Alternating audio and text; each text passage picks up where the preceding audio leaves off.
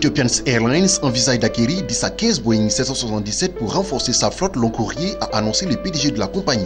Le Boeing 777 est considéré comme le standard du marché dans la catégorie des gros porteurs long courrier. Mise en service en 1995, Ethiopian Airlines, qui dessert actuellement près d'une centaine de destinations internationales, projette de faire passer sa flotte de 77 avions actuellement à 140 appareils en 2025, année durant laquelle le transporteur prévoit de générer un chiffre d'affaires de plus de 10 milliards de dollars. Selon l'Association internationale du transport aérien, Ethiopian Airlines se positionne actuellement au rang de première compagnie africaine en termes de bénéfices et de chiffre d'affaires. La compagnie basée à l'aéroport international de Bole a réalisé un bénéfice net record de 165,4 millions de dollars durant son exercice fiscal 2014-2015 en hausse de 12% par rapport à l'exercice précédent.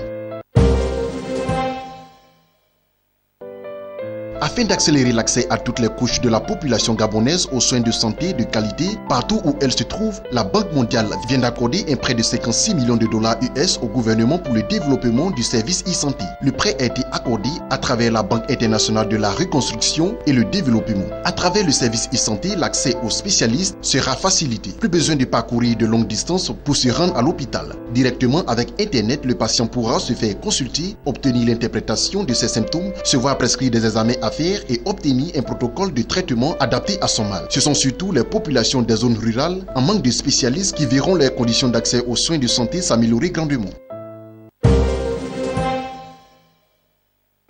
Le constructeur automobile iranien va lancer une usine de montage de véhicules à Tiaret, dans l'ouest de l'Algérie, en association avec le groupe local Takouk, a annoncé l'agence de presse officielle algérienne APS, citant un haut responsable du ministère de l'Industrie. Les travaux de réalisation d'une usine de montage de véhicules de marque iranienne CEPA seront lancés avant fin 2016, a annoncé le directeur de l'industrie et mine, Djameleddine Tamantit. La future usine, qui sera lancée dans le cadre de la règle 5149 régissant l'investissement étranger en Algérie, produira environ 100 000 véhicules par an. Elle devrait générer 400 000 emplois dès son démarrage et 110 000 emplois supplémentaires dans une étape ultérieure. L'usine lancera en première phase le montage de véhicules, puis le champ sera ouvert devant la sous-traitance et l'intégration à hauteur de 30%.